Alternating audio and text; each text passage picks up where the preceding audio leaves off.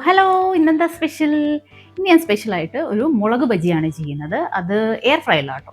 അപ്പം നമുക്ക് അധികം എണ്ണയിലൊന്നും ഡീപ് ഫ്രൈ ചെയ്യാതെ എങ്ങനെ കുറച്ച് ഹെൽത്തി ആയിട്ടൊരു മുളക് ബജി ചെയ്തെടുക്കാൻ നോക്കാം. വെറും ഒറ്റ സ്പൂൺ എണ്ണ മതി. അതിലെങ്ങനെയാണ് പെർഫെക്റ്റ് ആയിട്ട് നമുക്കൊരു ബജി ചെയ്തെടുക്കാമെന്ന് ഞാൻ കാണിച്ചു തരാം. റെസിപ്പി കണ്ടാലോ? Okay, come on. അപ്പോൾ ആദ്യം നമുക്ക് ബാറ്ററിനായിട്ടുള്ള മിക്സ് റെഡിയാക്കണം. അപ്പോൾ അതിനായിട്ട് ഒരു ബൗളിലേക്ക് 1 കപ്പ് കടലമാവ് ആഡ് ചെയ്ത് കൊടുക്കണം. ഇനി ഇതിലേക്ക് 1.5 ടീസ്പൂൺ കാശ്മീരി മുളക് പൊടി ആഡ് ചെയ്ത് കൊടുക്കാം. ഇനി ഇതിലേക്ക് നമുക്ക് 1/2 ടീസ്പൂൺ മഞ്ഞൾപ്പൊടി, പിന്നെ ഒരു 1 ടീസ്പൂൺ ഇഞ്ചി വെളുത്തുള്ളി പേസ്റ്റ്, ഇനി ഒരു 1/2 ടീസ്പൂൺ അയമോദകമാണ് ചേർത്ത് കൊടുക്കുന്നത്. കുറേ ഒരു 1/4 ടീസ്പൂൺ അടുപ്പിച്ച് കായപ്പൊടിയും കൂടെ ചേർക്കുന്നുണ്ട്. ഇനി ഇതിലേക്ക് ആവശ്യത്തിനുള്ള ഉപ്പ് കൂടെ ആഡ് ചെയ്ത് കൊടുക്കാം. ഇനി ഇത് നമുക്ക് നന്നായിട്ടൊന്ന് മിക്സ് ചെയ്യാം. നമ്മളിപ്പം ഇതിലേക്ക് വെള്ളമൊന്നും ആഡ് ചെയ്ത് കൊടുക്കുന്നില്ല. നമുക്കിങ്ങനെ ഒരു ഡ്രൈ മിക്സാണ് ആദ്യം വേണ്ടത്. ഇതിങ്ങനെ നമുക്ക് ആദ്യം മുളകൊന്ന് കോട്ട് ചെയ്യാനായിട്ട് ആവശ്യമുണ്ട്. അപ്പോൾ ഇനി ഒന്ന് മാറ്റി വെച്ച് കൊടുക്കാം.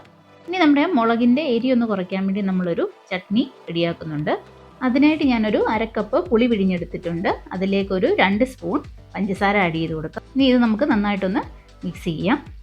ഈ ഒരു ചട്നി അപ്ലൈ ചെയ്യുമ്പോൾ കുറച്ച് ഒരു എരിവൊന്ന് ബാലൻസ് ആയി കിട്ടും. ഇനി ഇതിലേക്കൊരു 1/2 ടീസ്പൂൺ ഉപ്പ് കൂടെ ചേർത്ത് നമുക്കൊന്ന് മിക്സ് ചെയ്യണം. എന്നിട്ട് ഇത് നമുക്കൊന്ന് മാറ്റി വെച്ച് കൊടുക്കാം. ഇനി നമുക്ക് മുളകൊന്ന് കോട്ട് ചെയ്തെടുക്കാം. ഞാനിവിടെ ഒരു മുളക് 2ആയിട്ട് കീറി അകത്തെ സീഡൊക്കെ റിമൂവ് ചെയ്തിട്ടുണ്ട്. ഇനി ഇതിലേക്ക് ആദ്യം നമുക്ക് ആ ചട്നി ഒന്ന് തേച്ച് കൊടുക്കാം. ഇനി നമുക്ക് ഈ ഡ്രൈ മിക്സിലിട്ട് ഇത് നന്നായിട്ടൊന്ന് കോട്ട് ചെയ്തെടുക്കാം. ഇങ്ങനൊരു പ്രൈമറി കോട്ട് എന്തിനാണ് ചെയ്യുന്നത് വെച്ചാൽ നമ്മൾ ഇനിയും ബാറ്ററിൽ കോട്ട് ചെയ്യാൻ നോക്കുമ്പോഴത്തേക്ക് അത് നന്നായിട്ട് ഈ മുളകിൽ പിടിച്ച് കിട്ടും. അപ്പോൾ അതിനുവേണ്ടിയാണ് നമ്മളിങ്ങനെ ഒരു ഫസ്റ്റ് കോട്ടിങ് ഈ മുളകിൽ ചെയ്തെടുക്കുന്നത്. ഇതുപോലെ നമുക്ക് എല്ലാ മുളകിൻ്റെ പീസസും ഒന്ന് കോട്ട് ചെയ്തിട്ട് മാറ്റി വെക്കാം.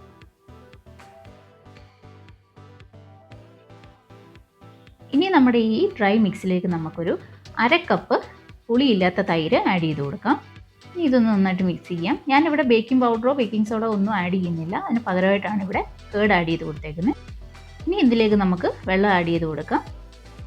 വെള്ളം ഇങ്ങനെ പല ബാച്ചസ് ആയിട്ട് ആഡ് ചെയ്ത് വേണം നമുക്ക് മിക്സ് ചെയ്തെടുക്കാൻ. ഒന്നിച്ച് ആഡ് ചെയ്ത് കൊടുക്കൽ, കാരണം ബാറ്റർ ചിലപ്പം ഒരുപാട് ലൂസായി പോവും. നമ്മളിവിടെ എയർ ഫ്രയറിലാണ് ചെയ്യുന്നതുകൊണ്ട് ഈ ബാറ്റർ ഒരു തിക്ക് കൺസിസ്റ്റൻസി ആയിരിക്കണം. കുറച്ച് ഒരുപാട് ലൂസായി പോയെങ്കിൽ നമുക്ക് എയർ ഫ്രയറിൽ ചെയ്തെടുക്കാം കുറച്ചുകൂടെ പാടാം, കാരണം ആ കോട്ടിങ് ഇളകി പോവും. അപ്പോൾ അതിൻ്റെ ഒരു പെർഫെക്റ്റ് കൺസിസ്റ്റൻസി എത്രയാണെന്ന് ഞാൻ കാണിച്ചു തരാം. നമുക്ക് കുറച്ചുകൂടെ വെള്ളം ആഡ് ചെയ്തിട്ട് ഒന്ന് മിക്സ് ചെയ്തെടുക്കാം. ഈ ഒരു കൺസിസ്റ്റൻസിയിലാണ് നമുക്കിവിടെ ആവശ്യം. ഇതിൽ ചെയ്തെടുക്കുമ്പോൾ കറക്റ്റായിട്ട് കിട്ടും. ഇനി നമുക്ക് എയർ ഫ്രയറിലോട്ടൊരു ബട്ടർ പേപ്പർ വെച്ച് കൊടുക്കാം. ഇനി ഇതിലേക്ക് നമുക്ക് ഓയിലൊന്ന് സ്പ്രെഡ് ചെയ്ത് കൊടുക്കണം. ഞാൻ പറഞ്ഞ പോലെ ഒറ്റ സ്പൂണ് ഓയിൽ മാത്രം മതി നമുക്കിവിടെ. അപ്പോൾ ഇവിടെ കംപ്ലീറ്റ് ആയിട്ട് ഇങ്ങനെ ഒന്ന് ഓയിൽ കോട്ട് ചെയ്ത് കൊടുക്കണം.